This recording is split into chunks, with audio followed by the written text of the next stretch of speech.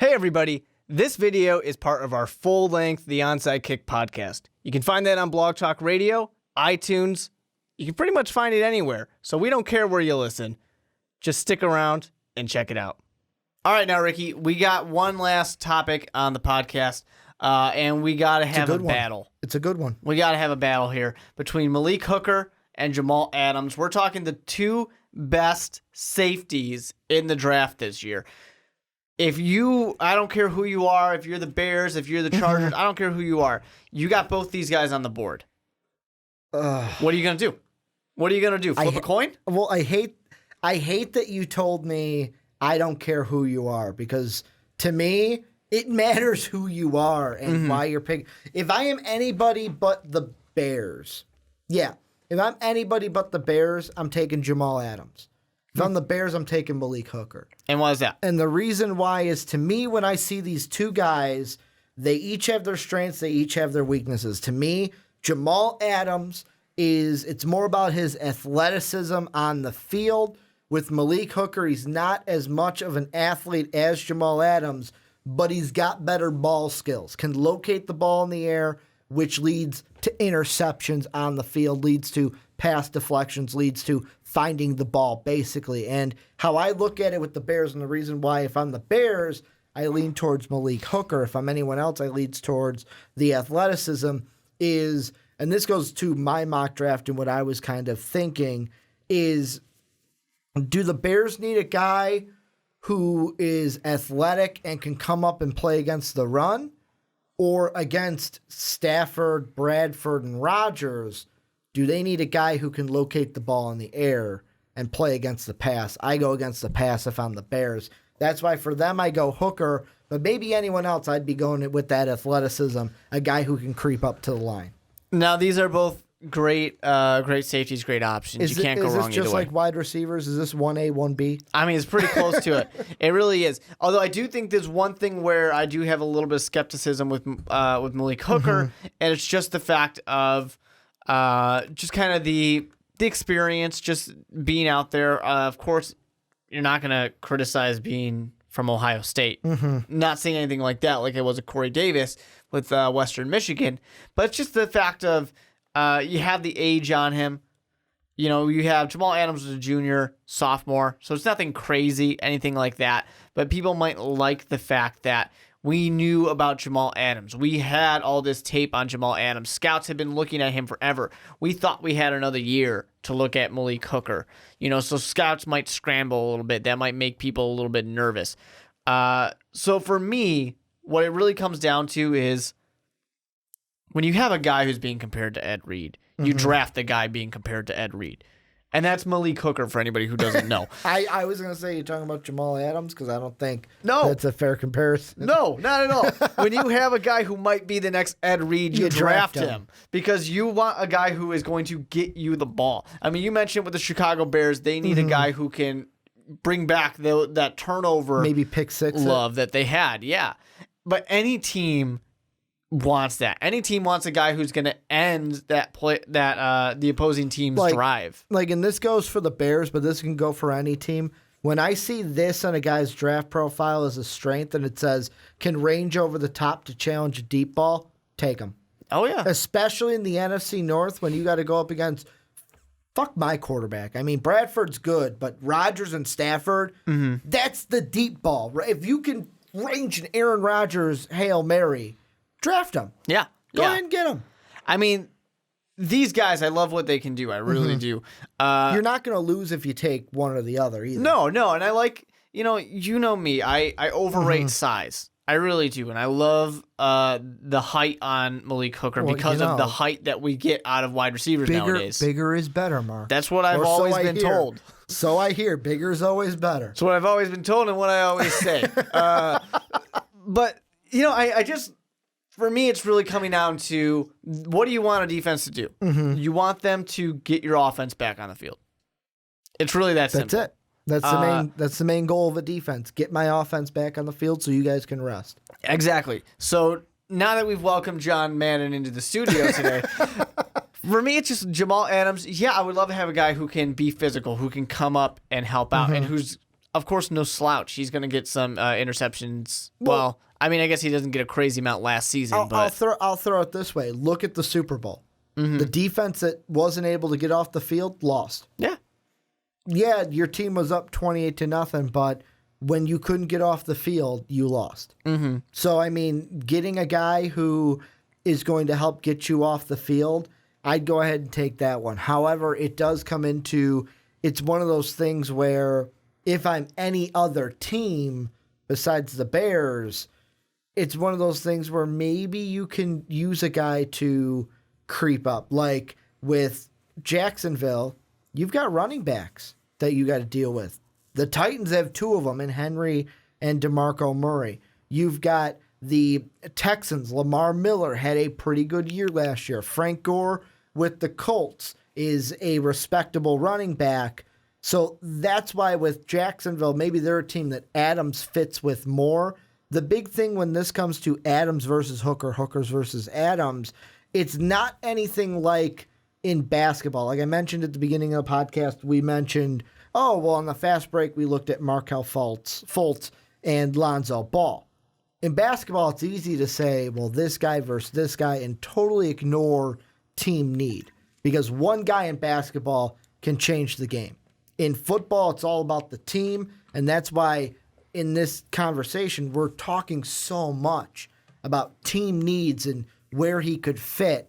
Because, like I said, a team like Jacksonville, Adams could be the better choice. For a team like the Bears, Hooker's a better choice. And I think Adams is the kind of guy who can be your kind of field general, who's got that experience. He can be a leader of the defense. Exactly. And I don't know that a team like Chicago necessarily needs that because they have a few guys on the defense side of the ball that they peg to take that role on. Where some of these other teams, and fans, of course, are going to get mad at me for saying things like this, but some of these other teams, like the San Diego Chargers, I would say they could use a guy like Adams to kind of take over. Isn't Manti Te'o kind of the leader of that defense? That's what people want to peg him as, but I don't know if he really is. I don't truly believe that he is. Like I said, people are going to get mad at me for saying things like this, but I would not truly believe that Manti Te'o is that amazing of a leader. He can be inspirational and things like that, but I think that Jamal Adams could be that. He can be that kind of guy. He's got this great awareness about him where he sees the entire field and he's going to know what's going on. He's going to be able to understand what the offense is doing and how to help the rest of the team combat that. And I think that he will bring a certain level of, I guess, bringing up the whole defense, where for Hooker, I don't expect him necessarily to bring up the entire defense. I expect him to shut down quarterbacks and to shut down opposing wide receivers. He's the guy where, I mean, he's not a cornerback, so it's not like he's going to be a shutdown corner, but he's a guy who's going to hover, and Aaron Rodgers sees him back there. Or, whether it's, if we're going to go to that division, Trevor Siemian, I guess. Or Derek Carr is a better example. You're talking about the AFC? The Chargers, if he goes to the Chargers instead. So the AFC West. Then he's going to be where Derek Carr sees him and goes, I'm going to throw it that way instead. Where you're going to want to avoid this guy because you're scared that he knows what you're doing, and he's going to pick that ball off. So you have very different things going on here. You have very different guys. I think that's the theme of this podcast. When you're at the top, you can't really go wrong either way. It's a very different conversation than when we have with the quarterbacks where we get kind of nervous and scared. Well, this is the first year that I've kind of can think of in my years of actually analyzing the draft and looking at it is this is the first year where in the top 5 I've gone, if a quarterback doesn't go, good. You didn't waste a pick. Yeah. And I know people are going to get mad at me. The 49ers could take a quarterback. The Bears could take a quarterback. No, don't waste the pick. No, there's too much good talent. Don't waste it. And the thing that I always, and this is kind of a little off topic, but I'll mention it and then we'll get back to the DBs, is the 49ers. I know people have been commenting, Shanahan's just going to bring on Matt Schaub. Perfect. Do that. Especially with the 49ers. You got 6 years. You and Lynch have 6 years. They are not going to fire you guys in the middle of that contract. They don't want to look that dumb again. So Yeah, you never know. basically, you got time. If you don't find a quarterback this year, you can go find one in the draft next year. Matt Schaub, who worked with Shanahan in Atlanta last year, has that chemistry that could work. The Bears, I don't care if it's Matt Barkley. I don't care if it's Brian Hoyer. I don't care if it's Connor Shaw. Throw one of those guys out there for the year.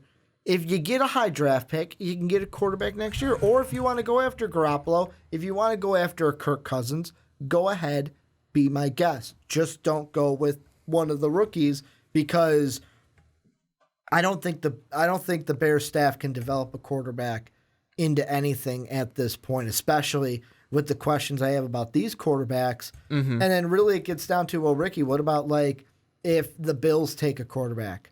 Fine. Like end of the top 10, out of the top 10, cool. You can start thinking about quarterbacks then in this draft.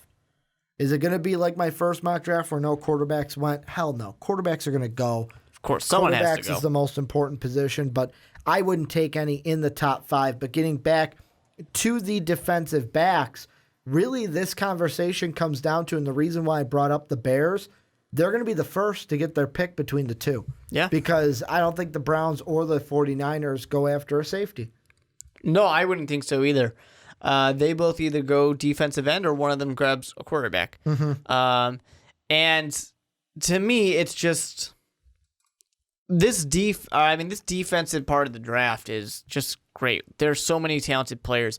And this draft, although we keep talking about how it's deep in the corners, it's there's a lot of good defensive ends, things like that. But this is a top-heavy draft here where I don't think any of these teams can afford to do exactly what you're saying, to miss out on some great pass rushers, some great safety, just because linebackers. They feel like they need a quarterback. Exactly. This is not the kind of thing where you want to pass on this.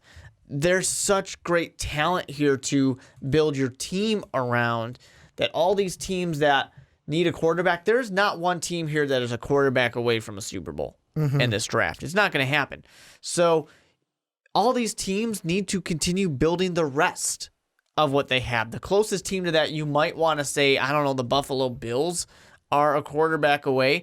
We probably would be saying it about the Cardinals if Carson Palmer didn't, ruin those rumors about him retiring. Coincidentally, like right after we recorded that segment on our podcast. Yeah, I think it was the day we posted it.